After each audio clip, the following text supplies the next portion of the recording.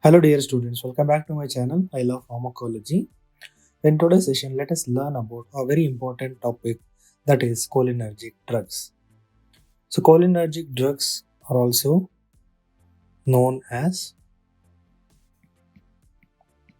cholinomimetics.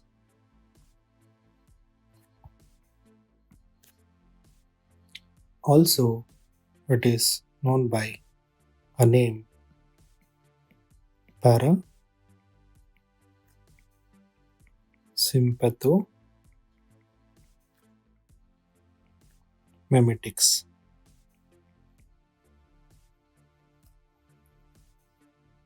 So what do you understand by this cholinomimetics or parasympathomimetics? So cholinomimetics means these are the drugs.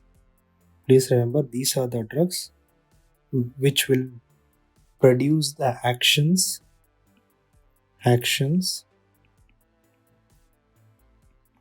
similar to acetylcholine. So cholinomimetics means these are the drugs which produces actions similar to that of the acetylcholine. So there are two ways of producing action similar to acetylcholine. So what are those two ways? So one is by directly interacting with the cholinergic receptors. Please remember, by directly interacting with cholinergic receptors. They are called as cholinergic agonists. Please remember, they are called as cholinergic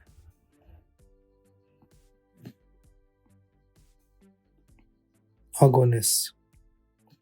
On the other hand, you have the drug which produces action similar to that of the acetylcholine. So basically, these group of drugs are also called as indirectly acting parasympathomimetic agents. So these drugs will act by increasing the availability of acetylcholine. So they increases the availability of acetylcholine at the site.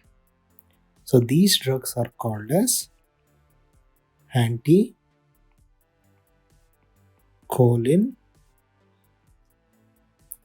esterases. Means these group of drugs will going to inhibit the cholinesterases activity, thereby the acetylcholine levels will increased mainly due to inhibition of cholinesterases. Otherwise, what would have happened? So cholinesterases would have metabolized the acetylcholine and acetylcholine levels would have been decreased. So since you are inhibiting the cholinesterase activity, so acetylcholine levels will increase. So next, moving on to the actions. So here, so please remember, what are the pharmacological actions? So under this, let us take acetylcholine, which is a prototype drug. So basically, we're going to see under three headings. So which are those three headings? So we'll talk with respect to muscarinic actions. Second, we'll talk with respect to nicotinic actions. And third, we'll talk with respect to the CNS actions. So let us take the first one, that is muscarinic actions. So please remember that under muscarinic actions, so let us see what happens in the heart. So let us draw a diagram for easy understanding. So let us see what happens in case of heart.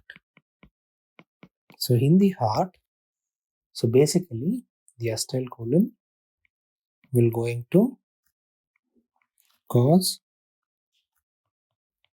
hyperpolar,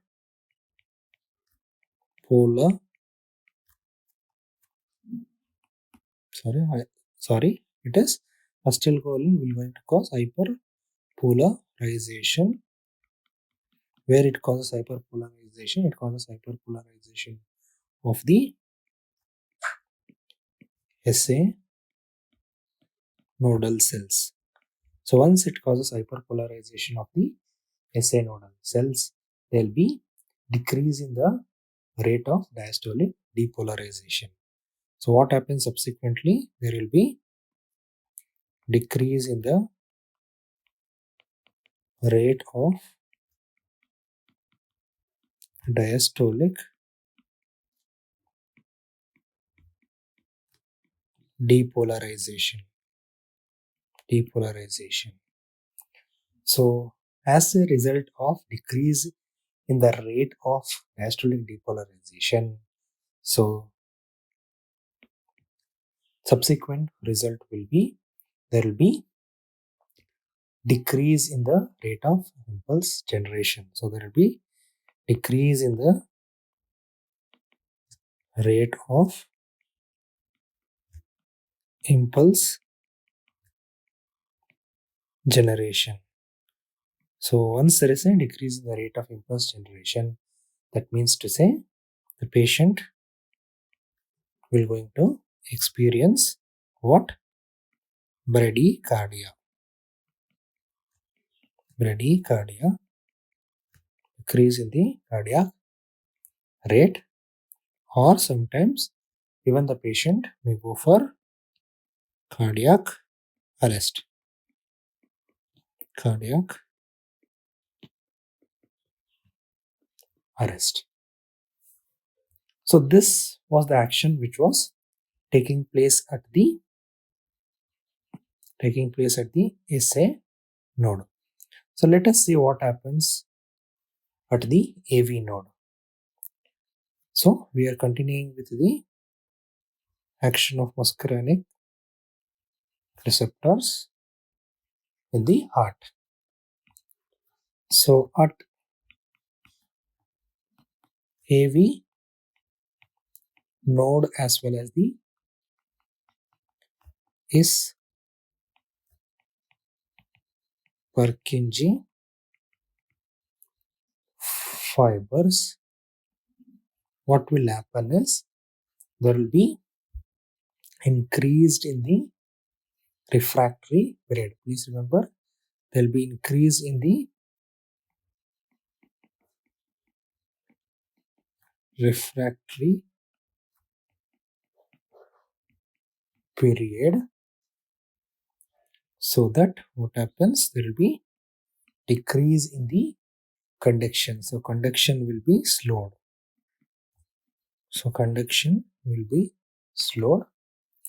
On the other hand, PR interval will also be increased. PR interval will be increased, and also it can lead to partial to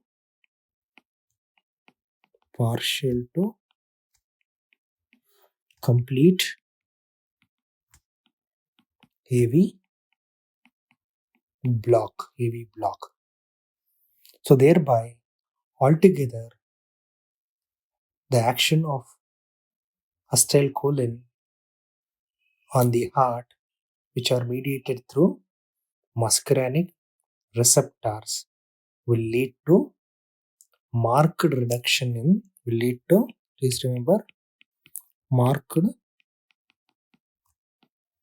reduction in the force of atrial contraction. So the contraction force in the atrium, that is the atrial contraction force, will be markedly reduced. And also please remember that following that, since there is a inhomogeneity, so since there is a non-uniform vagal innervation, so this can give rise to atrial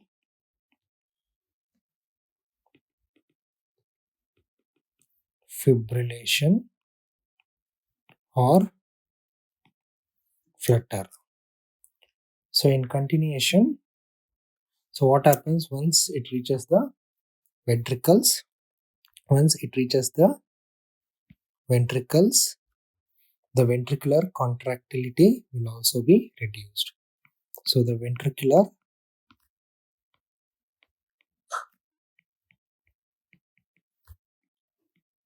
contractility will also be reduced, but it is not similar to that of the reduction which you saw in the atrium. So the atrial contraction was markedly reduced when compared to the ventricular contractile force. So altogether, all these actions are basically mediated through which muscarinic receptors? So please remember, there is a cardiac muscarinic receptors, cardiac muscarinic receptors, which are basically made of M2 subtype. So just to recapitulate, in the heart, what you have? You have a M2 receptor. This is called as cardiac muscarinic receptor. So what happens in the SA node? So in the SA node, there will be hyperpolarization. Please remember, there will be hyperpolarization of the SA node, which will lead to decrease in the rate of diastolic depolarization, so which further results in decrease in the impulse generation, that will going to cause bradycardia, or sometimes it will going to cause